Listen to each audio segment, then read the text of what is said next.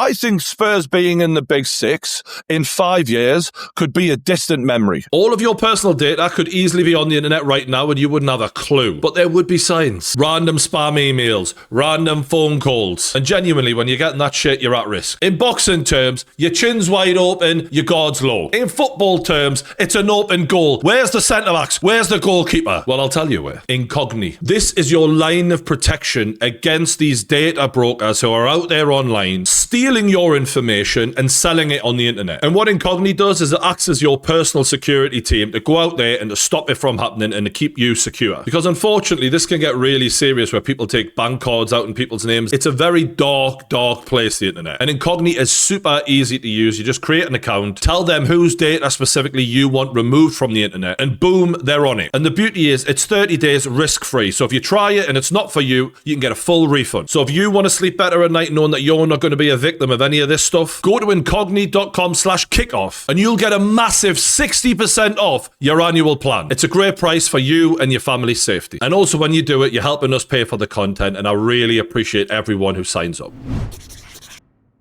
Welcome back to the kickoff, and Chelsea have beaten Spurs as usual.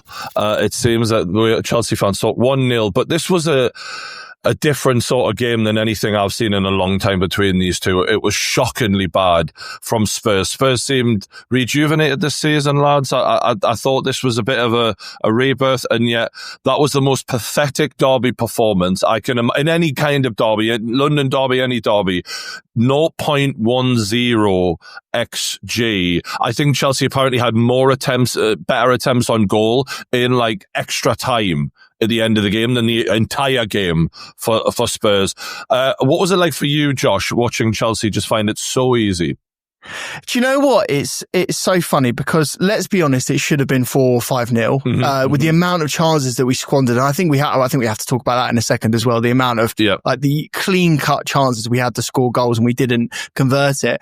It's what I expected, to be fair. Like I go into these derbies. Do you remember Sky Sports showed it on screen? They've only won 8 in the Premier League era against us. So, I mean, it's not good odds for them to do it. I was expecting more. Like, I have to say, I look at Thomas Frank and I'm jealous. I think he's a really, really good manager. I really respect what he does. And I do think over the course of time, he will become like a seen to be an elite manager. I think he will improve Spurs and I think they will get better. And when that squad is miles off it, though, isn't it? It's fucking miles off it. I look at the team sheets and I go through them and I go, Mickey van de Ven, he's a really good player. Jed Spence, looking really good. Vicario is a decent goalkeeper. Pedro Porro, really, really good wing back, looking really good. João Paulinho, I would have signed João Paulinho. I think João Paulinho could get into most top 10 sides in the Premier League very easily, be the starting defensive midfielder.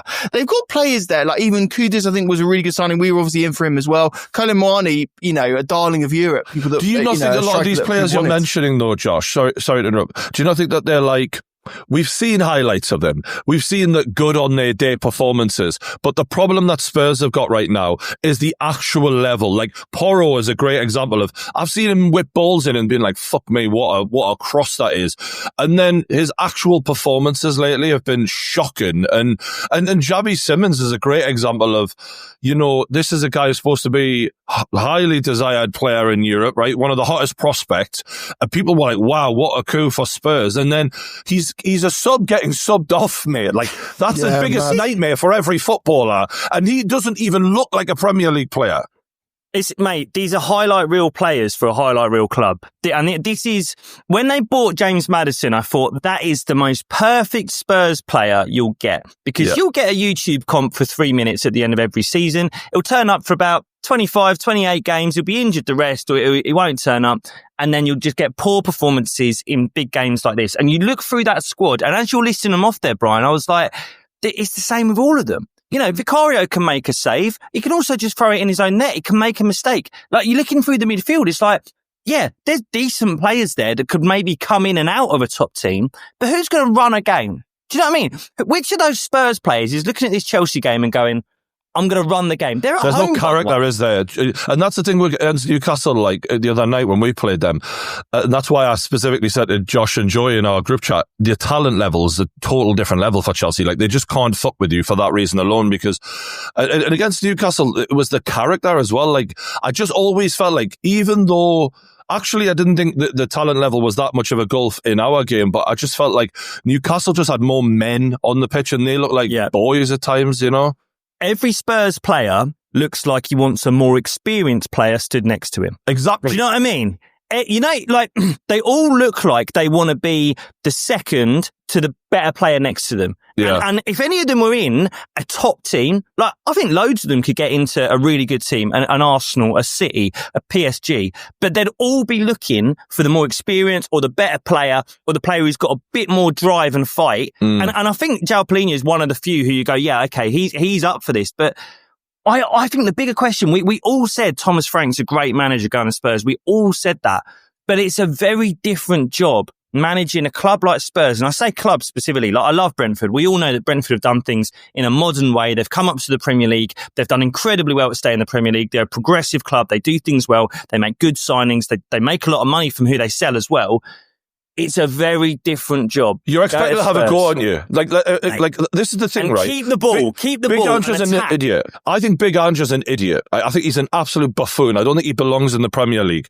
But the saddest thing about it was we're praising, the tactics and the ability of Thomas Frank. But the reality was, where was the fucking desire to win that football match? And that's something that I think that Spurs fans are going to struggle with this guy, because where they see themselves and the way he's used to managing are at polar opposites. He is used to grinding out a game whenever he can and just nicking games here and there, and that was the Brentford way, and it worked brilliantly. But Spurs, they're Premier League royalty, to be fair to them. They have an ideal of how we're supposed to play, and I thought that was pathetic from him yesterday. Yes, the players let him down, but he let them down as well by his attitude. And I do think that might have played into why, and I could be wrong, the Spurs players coming off the pitch when they were trudging off at the end gave him that attitude of like, fuck off, mate. And he was looking back at them afterwards, and I think that there may be a bit of a rift there now. It's so soon in the season I have to solve something like that.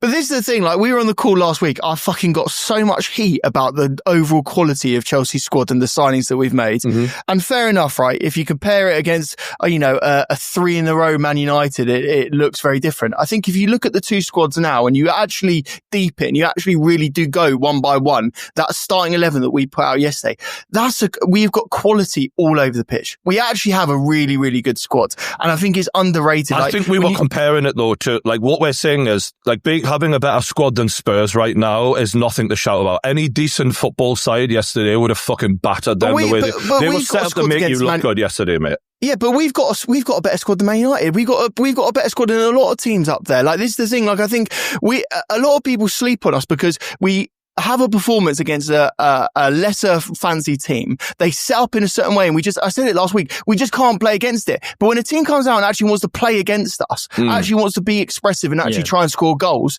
then it's a different matter. I don't think they wanted to do that. I think they were extremely conservative. I think the fact that they had so little attempts on goal shows how limited in ambition they were. That's what I'm slagging Thomas Frank off. I don't think they set up to come and have a go at you enough. I think it was a very feeble effort from them. And I think this is the thing. If I'm a Spurs fan, I'm trying to look at it from a Spurs fan, and you're looking at it from a Chelsea fan's point of view, obviously. And I respect, like, Chelsea did what they had to do yesterday. There's no criticism of Chelsea other than the finishing. Like, if João Pedro was an actual number 9, ironically, that would have been 4.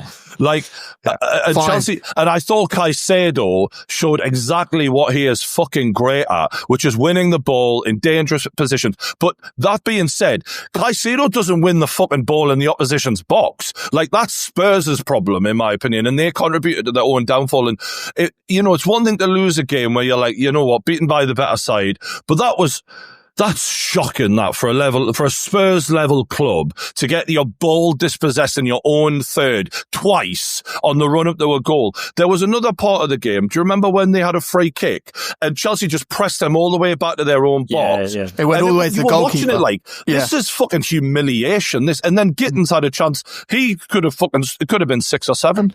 It really could. But I think, look, the last point I'll say on Spurs, and this might be hilarious coming from a Chelsea fan, but I have to say the way that they're going and the path of trajectory that they're actually on right now is an upward trajectory. They've got rid of Levy. They actually spend money on players now, and they're buying some of the best young players in Europe. Like, let's be fair. Kudus was very well fancied. Xavi Simons was a player that Chelsea wanted and was very well fancied. They're buying decent players. Sorry, I've got to bite on that. Kudus, ask West Ham fans about Kudus. They will tell you he'll turn up for 6 games. There'll be 30 others he won't. He's a quality player, but that's not enough in the Premier League. Every club has got quality players now. And this is the thing with Spurs. Like Xavi Simons is another one.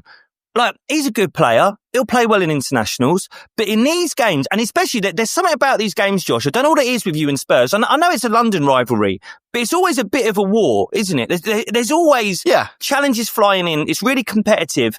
And, mate, Xavi Simons was a disaster class yesterday. Mate, his head wasn't in it, was it? They conceded 3 against fucking Wolves. They conceded 2 against Sunderland. Their goalkeeper and their defence are a weakness, right? Yeah. I think they've got a great squad overall, but how can you not fucking get at that and not have a fucking, let's just try? But this is those players that you list off, Josh, the Xavi Simonses, the Kuduses, players like that, and I'll put Maddison in that group as well. I think for about 5-7 games a season, they'll beat up bad teams. But the problem is that this Spurs squad isn't top 6 level anymore. They are in a big group of about 10 teams. That's why they've started panicking, you know. Exactly. That's why they've gotten rid of Daniel Levy. That's why they've tried to get a manager in. And they're trying to spend. They're spending money because of clubs like Newcastle. Obviously, it's like your position when Bournemouth are flying high and teams like this are fucking punching.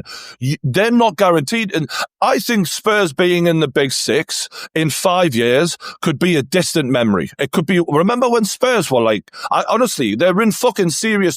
What I've seen against Chelsea in a must-win derby game, they're in serious trouble, in my opinion. So. I find it so mad that we're saying this because I feel like I'm looking at them now.